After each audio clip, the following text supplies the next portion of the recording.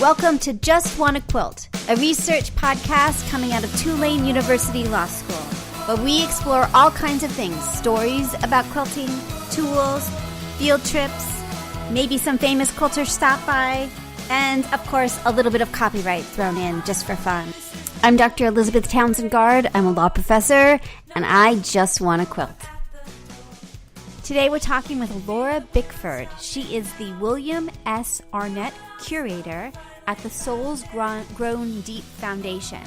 Souls Grown Deep Foundation, super interesting. They're connected with Gee's Bend and other African American artists. Super interesting. I hope you enjoy it. I'm getting tired, but I'm good.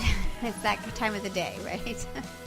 Yeah, I know. I just got some tea. Try to wake myself up. Oh, so true. All right. Well, I'm super psyched to chat with you. Let me tell you just a quick bit about the project. It's about quilting and copyright and everything that has to do with it, from people just collecting them or making them, or high industry people, museums, history, everything. So when I saw that you represented Gee's Bend people and that was part of what you were doing, it got me really interested in what you do. So I thought we would chat about that, and just in general, just chat about Souls Grown Deep Foundation, what they do, what you do, and what it is, and I have a bunch of questions if that works for you. Yeah, that sounds great. Okay, cool. So the very first question we start with everyone is, what's your first memory of someone quilting or sewing in your life? I guess it would be sewing, and it was my great-grandmother who was born in 1913, and one of those women that just doesn't exist anymore, who made jelly out of flowers during the Great Depression, and watermelon rind pickles. And she made a blanket for me when I was born, and so I've had that my whole life. That's really cool. And then, yeah, she made dolls for me growing up, like a doll that looked like me that she painted the face, and she made my Christmas stocking. And so she's the only person in my family who could sew. That's really interesting. That makes me think of Ron's, my husband's side of the family. His grandmother was sort of the same way, and all of the things she made that we still have. And it's really cool. It just connects you to the past in this really cool, special way, you know? Yeah, definitely. So tell me about Souls Grown Deep Foundation. Tell me what that is and how you got there. So Souls Grown Deep Foundation is a collection of about 1,200 pieces of art made by African American artists from the southeastern United States. And the roots of it were the private collection of a man named Bill Arnett, or William Arnett, who was from Georgia and really interested in African American music growing up, just as a hobby and a pastime, and then got very into collecting Southeastern Asian and Indian art as an adult, and sort of Native American art, and just, I guess, at the time, what you would have called ethnic art objects. And doing a show, he was introduced to an artist from Florida named Jesse Aaron, who was part Native American, part African American, and was a wood carver. And the work really blew Bill's mind, and it started him thinking about the history of art. And if you look at all of these great civilizations that have produced memorable and important visual art, or music or literature, there was always a really important visual artistic component with it. So at the time, we knew that the African American South had produced some of the best music that changed the world, like jazz, blues, gospel, which became rock and roll and rap. But no one had really studied the traditional visual arts of the African American South. And so Bill set out to find these artists, and over the course of 3 decades, collected thousands of works of art, took tens of thousands of photos, conducted interviews, which eventually led to him publishing 13 books and putting together countless exhibitions of this work. And in 2010, he took all of the work that had been publicly exhibited or published and donated it to a nonprofit, which he called the Souls Grown Deep Foundation, which is based on a Langston Hughes poem, where the line is, "My soul has grown deep like the rivers." And that is what the contents of the Souls Grown Deep Foundation collection are. And so our mission and role is to elevate the status, notoriety, appreciation, scholarship, of these artists and the tradition that they're working in by making placements of the work into major museums around the country. That's really cool. And how successful have you been at doing that? I mean, I know, but but let's pretend I don't know. How successful have you been in doing that? I mean, great. I think so far we've made placements in at the Metropolitan Museum of Art in New York, the De Young Museum in San Francisco, the New Orleans Museum of Art, the Ackland Museum of Art at the University of North Carolina, Chapel Hill, and the Philadelphia Museum of Art. And there are many more on the way in varying forms of completion. And I mean, we still sort of struggle with all of the baggage that gets put on this art. Certainly not the quality of the art. Once people start to see our collection, there's no question of its importance, and both aesthetically and art historically. But it's suffered from decades of being called outsider or self-taught craft or folk, all of these sort of adjectives that go along that seek to sort of put the art in a place where people don't have to consider it as seriously as they might others. And the quilts, they suffer from 3 of those problems. So they were made by women, they're considered a craft, and they were utility. Right. And there's a good percentage of your collection that are made by women, am I right? Yeah, so 76% of our collection are made by female artists. That's really cool. Yeah. And I mean so we have 155 artists, 110 of them are quilt makers from Gee's Bend, which is why that number. That's remarkable. Yeah. So I want to talk to you about Gee's Bend and learn more about it in just a second. One of the other questions I have is, are you continuing to look for artists, or is it a closed group of artists that you represent? Yeah, for the foundation, it's a closed group of artists. So the foundation, it really takes its leadership and its mission and its sort of guiding vision from Bill Arnett. Yeah. And a lot of these artists were kind of known, some were unknown, but some had been in, the really important 1983 show at the Corcoran called Black Folk Art in America, 1920 to 1980. So some of them were known and were being collected, but Bill was the first person to really put them all together and look for the connecting thread that made them sort of this tradition that they were working in. And for him, these artists, there was a really kind of magical moment that crystallized how a lot of great movements of art history come at moments of conflict. When 2 societies or 2 civilizations meet, oftentimes you have this vision and this great moment of art history.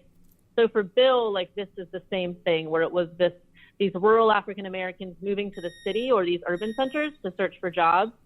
And so it was really people who were born, sort of pre-civil rights movement and grew up in the Jim Crow era, who witnessed the civil rights movement, and particularly the assassination of Martin Luther King, and then lived in the moment after and sort of gained this sense of responsibility or emboldenment to start putting the work that they'd been making sort of out in their yards. It's really interesting. So most of the artists are dead or very old. Mm-hmm. And Bill always says, you wouldn't go to France to look for an impressionist. They're all gone. That movement is gone. So it's sort of the same thing. Interesting. So tell us the story of Gee's Bend. You said 110 of your 155 are Gee's Bend artists, quilters? Yeah. Yeah. So tell us the G. So I know the Gee's Bend story, but tell the listeners, which we are about to launch this podcast next week, but tell our future listeners about Gee's Bend. Yeah. So Gee's Bend is a small community in southwest Alabama, I want to say. That might be wrong. It's an hour or so south of Selma, Alabama. And it's called, people have called it an inland island. It's basically surrounded on 3 sides by water. And so it's pretty isolated. And the population there are all descendants, or most descendants, from a single plantation, which was the Petway Plantation. And they have lived there for generations.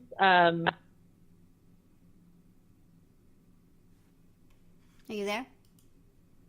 Sort of traditions or expressions that has carried on since the days of the enslavement of these people at this plantation.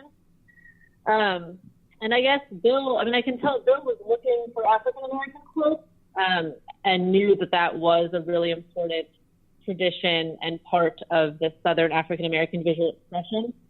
And he had found some in Alabama, but nothing that had really, he felt, proved this hypothesis that he was trying to make. And he came across in a book a photograph by a man named Roland Freeman of a quilt made by a woman named Annie Mae Young that was draped over a woodpile. And Annie Mae Young was standing next to it with her daughter. And it said that the photograph was taken in Gee's Bend, Alabama. And Bill had never heard of Gee's Bend. It's often on the map as Boykin, Alabama. And Gee's Bend is called because of the bend in a river, and a man named Joseph G. for a long time sort of managed the sharecroppers there. And so Bill sort of set out and went kind of door to door looking for anyone who recognized this woman or the quilt. And eventually he found her. The story is kind of late at night, and sort of he was so excited he couldn't wait for the next morning. And she showed him this quilt, which is now a collection of the Metropolitan Museum. And through her and the help of another woman named Mary McCarthy, who, sorry, this is a long story, but Mary McCarthy was a VISTA volunteer who had lived in Gee's Bend for 17 years with her husband, who was also a VISTA volunteer. And Mary was the manager at one point of the Freedom of Quilting Bee. She was one of the only white families to live in the area for an extended period of time. And she sort of introduced Bill and his son to a lot of women and their families and got them the door open for them to meet most of these quilt makers and start buying the quilts from them. And so what years did he start buying quilts from the women in Gee's Bend? And how much did the quilts cost when they first, he's first purchasing them? Bill started buying them like in the early 90s, I'd say mid-90s maybe. I think the first quilts in his collection, and then sort of heavily in Gee's Bend in the late 90s and early 2000s. And a lot of what was interesting about these quilts for the women in the community was that, you know, quilting was both a hobby and a pastime, but then also, you know, utility. And so a lot of the quilts, some women made quilts that were, you know, decorative and sort of fancy quilts that would have been made off of set patterns or out of nice new material. And then they also made quilts out of old clothes or scraps from the production in the area. The quilting bee at one point was hired, for example, to make corduroy quilting shams for Sears Roebuck's catalog, and the women would get the remnants of that corduroy to take home. And these quilts were what they would use both to sleep under, but then also in the summer they'd burn them to create smoke so that they could work outside and keep the bugs off of them. Interesting. And these were not fancy or nice quilts, and they were for use. But those were the ones that Bill and his son were interested in and wanted to see. And so word got around that these men were in town looking to buy people's old quilts, like raggedy quilts. That must have been quite a thing, right? Because somebody comes to town and wants to buy the old quilts must have been a really weird moment. Yeah, the older the better. And Mary McCarthy is a quilt maker herself. And so, you know, Bill and his sons, if the quilt was visually or historically important, would buy a quilt that, you know, Mary McCarthy completely remade some of them, like reattached tops to bottoms and, would fix holes, because if they were, you know, a lot of times the older ones were in pretty bad shape, but also told a very important story about the community. And it's a small town, and so word spread very fast. So they got a lot of people really interested in selling them, these old quilts. They paid different amounts of money. I mean, some they paid up to $500 or so for a quilt. Mm-hmm. Which some women who had sold quilts for like $5 at the time. Right. So this was an influx of cash that was really probably amazing for the community. Is a fairly poor community, if I'm telling the story right. So having an influx of cash, of suddenly being able to cash in your old quilts, must have been a big deal. Yeah, and I think too, I mean, beyond the monetary, of course, just everyone likes to be appreciated. Right. And, you have these people coming here who are saying that, these quilts that you've made or that your mother made or your grandmother made are, miraculous and phenomenal works of art that, are telling an important story. Right. How did they respond to that? Because these quilts are stunning, right? They are just, there's something about them that at least for me, they just, every time I see them, I'm just like, they're just incredible. And I imagine that was a surprise. I mean, I imagine they thought they were beautiful, but to have an outsider say that, how did they respond to it?